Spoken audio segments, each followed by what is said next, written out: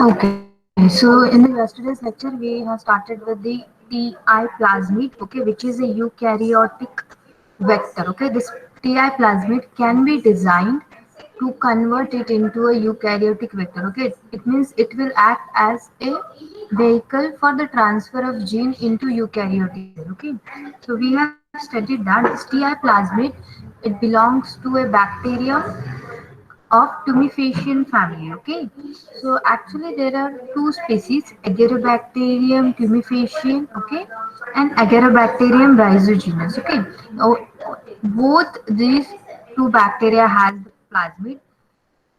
The plasmid of Agarobacterium tumefaciens is called as Ti plasmid, and the plasmid of Agarobacterium rhizogenus is called as Ri plasmid.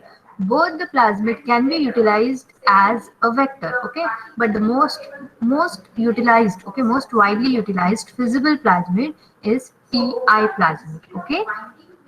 Plasmid that is isolated from Agarobacterium tumefaciens is utilized as a vector in case gene transfer to eukaryotic cells like plant. Okay, if you want to transfer the genes into the plant, foreign genes into the plant, we can utilize or we can do this with the help of this Ti plasmid, because these bacteria are able to infect the wo- wounded plants, and they can transfer this Ti plasmid into the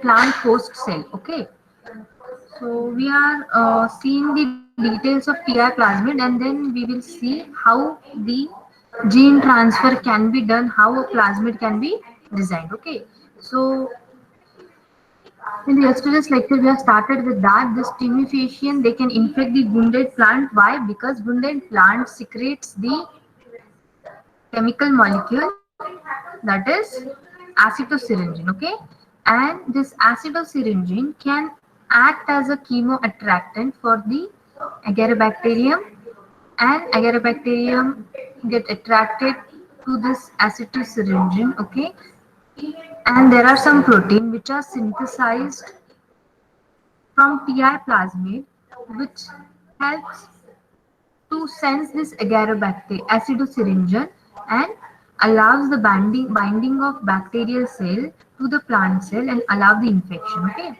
so this is important. If we want to infect plant cells with this agarobacterium, the plant cells should secrete acidosyringene. Okay, and this agarobacterium they are well known to induce a disease called crown gall disease. Okay, in this case there are the formation of tumors into the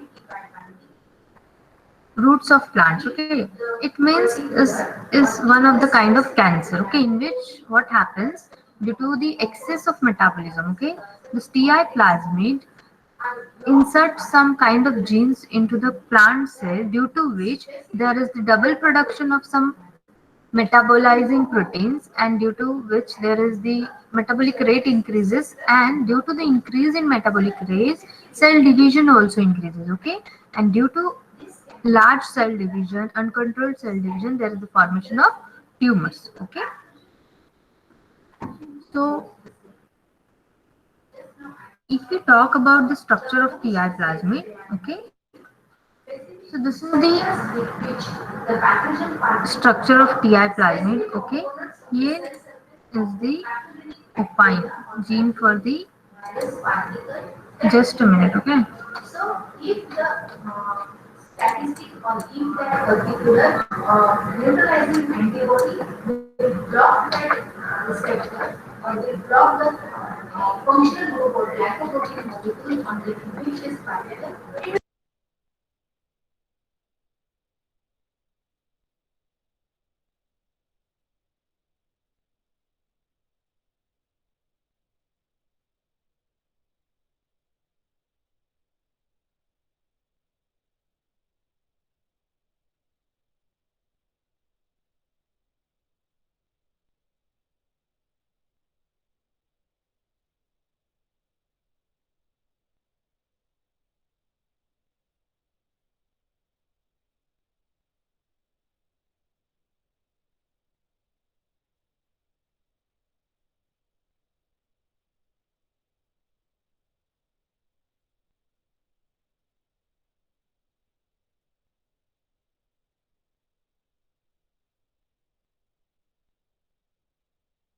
So if you talk about the TI plasmid, okay, before studying TI plasmid as a vector, we should know about the TI plasmid and how we can engineer it as a vector. Okay, so are you all able to see the diagram on the screen? Okay, colorful diagram. Okay, that is good. Okay, so here you can see this is the structure of TI plasmid, and you can see if we start from this, okay, left border. Okay, understand very well the structure of TI plasmid, then you are able to understand the mechanism of gene transfer, okay, and how we are going to make this TI plasmid as a vector, okay, which part we are going to remove, and in that part we are going to add the foreign gene insert, okay. So this is the left border, okay, we are just seeing the structure of TI plasmid. So in this TI plasmid, this is the left border. After that, there is the region in which there is the gene for the auxin synthesis, okay, means whatever will be the gene product of this region that will induce the synthesis of auxin. Then there is a gene for the cytokinin production, okay, then there is a gene for the opine production, okay, then there is a right border, okay. So this region from left border to the right border, including the genes for auxin, cytokinin and opine, this is called as the tDNA, okay, this is called as a tDNA. And rather than that, the remaining region, okay, has some more genes, like here are the opine catabolism gene, okay. Opine catabolism means here is the opine synthesis gene, okay. In the region of T there is the opine synthesis gene, means this gene will produce some products which will help in the opine synthesis, okay. But here is the genes for the opine catabolism, okay. It means the gene products of this region will help in the opine catabolism, opine breakdown, okay. After that there is the origin of replication, okay. If this TI plasmid wants to replicate, make its own copy into the bacterial cell. So this is the origin, okay. By utilizing this origin, there this TI plasmid can undergo replication, and after that there is a region called as virulence region, okay. This virulence region contains some genes, okay. Near about this virulence region contains 9 genes. How many genes? 9 genes, and that genes are indicated by Vir, okay. The genes are called as Vir genes, okay. VIR, okay. This Vir stands for the virulence, okay. So this is important. So for us to understand the mechanism of gene transfer through TI plasmid and how we can use this TI plasmid as a vector, two regions are very important. The first region is tDNA or T region, and the second region is the virulence region, okay. So understanding the mechanism of these two regions is very important, okay. So this Vir region contains 9 genes, okay, near about 9 genes, okay, and these genes are indicated by Vir, and the name of the genes are Vir A, okay, Vir A, Vir G, Vir D1, okay, write it down everyone. Vir D1, Vir D2, Vir E1, Vir E2, okay, E1, E2.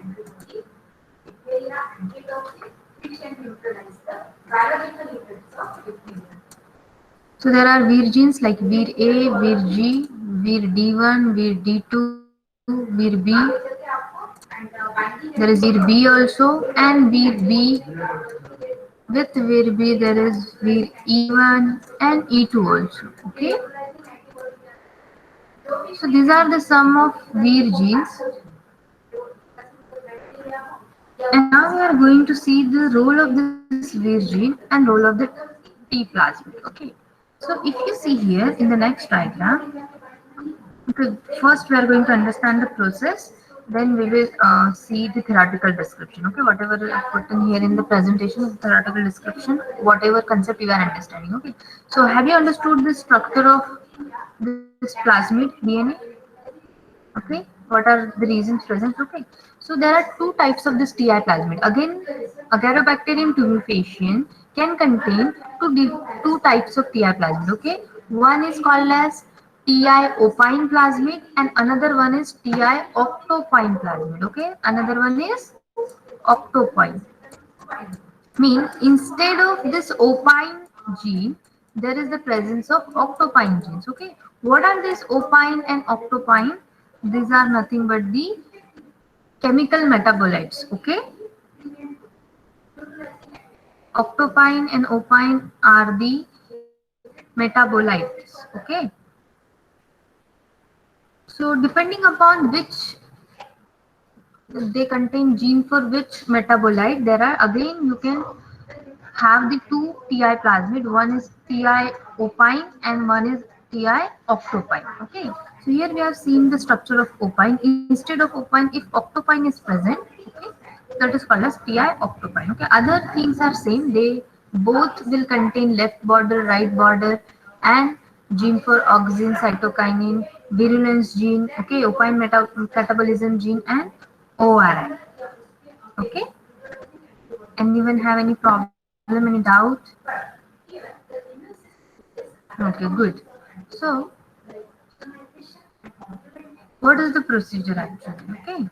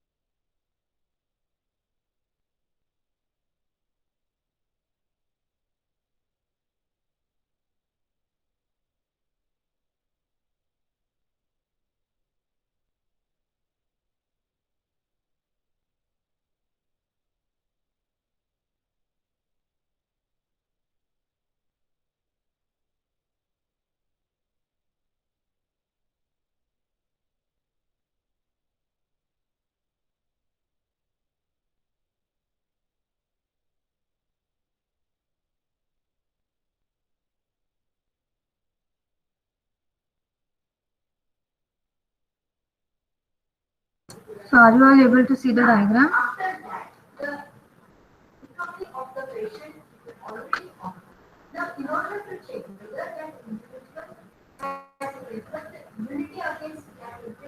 Yes. Okay. So, as we have talked that this now you will get a clear idea about everything. Okay. How the gene transfer is going to happen.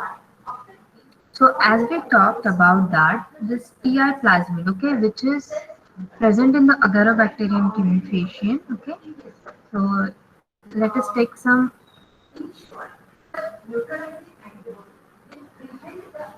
information about the Ti plasmid, okay. So this Ti plasmid, and then we will see the transfer of Ti plasmid, okay. So this Ti plasmid, the size of the Ti plasmid is approximately 200 kilobase pair, okay, and it exists as a independent replicating circular DNA. Okay, it exists as a independently replicating circular DNA molecule within the Agarobacterium cell. Okay, so as we have seen that when we have studied about the plasmid, so they are autonomously and independently replicating molecule, isn't it? They do not depend on the host cell for the purpose of replication. Okay, so same in the case of Ti plasmid also. Okay, they can replicate independent of the host cell, and as we have now seen the structure, the Ti plasmid contains tDNA. Okay, complete size of the Ti plasmid is 200 kilobase pair. Okay, approximately 200 kilobase pair. From the 200 kilobase pair, the tDNA, okay, tDNA can have the variable length starting from the 12 to 24 base pair, okay. So that region of tDNA could be from 12 to 24 kilobase pair, okay. And despite of that, okay, now in this region of 12 to 24, there are three important regions, okay, that we have seen. There is the gene for the auxin biosynthesis, there's a gene for the cytokine biosynthesis, and there's a gene for the opine biosynthesis, okay. And to this region there are some flanking sequences, okay, flank sequences, that is left border and right border, okay. Now what is the size of this left and right border? So this left and right border, they approximately have the 24 base pairs, okay, not kilo, I'm saying base pairs, okay. So the left and right border, they are made up of either 24 or 25 base pair, okay. Now the thing is, we are saying that this Agarobacterium tumefacium is able to infect the plant cells, okay, and it induces the crown gall disease. Okay, how it induces the crown gall disease? So actually, the plant cells themselves has the some gene for the opine synthesis, okay, auxin synthesis, and cytokine synthesis, isn't it? You may have studied in the plant tissue culture that plant themselves has the gene for the synthesis of auxin and cytokine, isn't it? Plant के खुद के पास auxin और cytokinin synthesis के लिए gene होते हैं, okay. So now we are going in the depth how the crown gall disease is induced, okay. Just a minute, okay.